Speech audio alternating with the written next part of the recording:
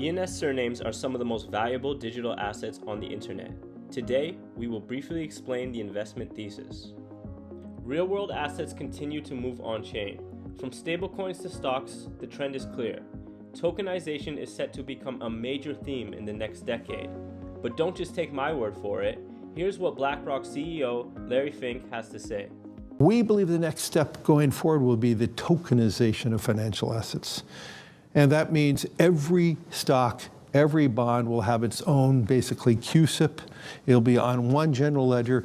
Every investor, you and I, will have our own number, our own identification.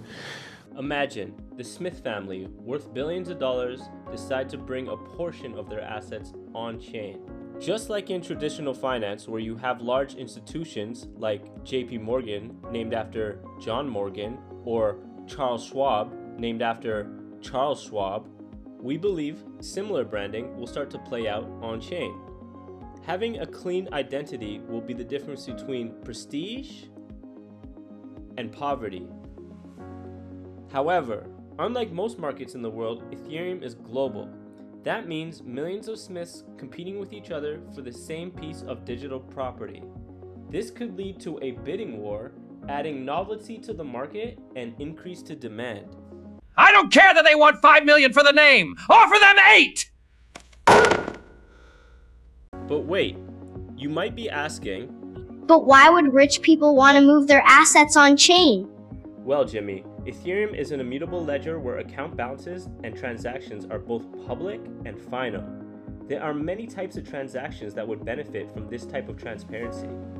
Here's an example of a wealthy woman who donated $8 million to a hospital, and in exchange, the hospital was named after her deceased husband. If this type of transaction were to be done on-chain, then it would forever remain public. Her descendants could look back in 1,000 years and smile, knowing their ancestors had made a difference. This is a form of generational wealth. Endowments could also benefit from an immutable ledger. These are funds meant to carry out the wishes of their founders long after they have passed away. The longer the fund stays alive, the longer it can carry out its founder's legacy. But let's be honest for a second. The real reason rich people will bring their assets on-chain is the flex. There are many wealthy people who want other people to know just how wealthy they actually are. Reservation for Smith? He's got 100 million on the blockchain. All these reasons and more is why ENS surnames are set to become the next family heirlooms of the digital age.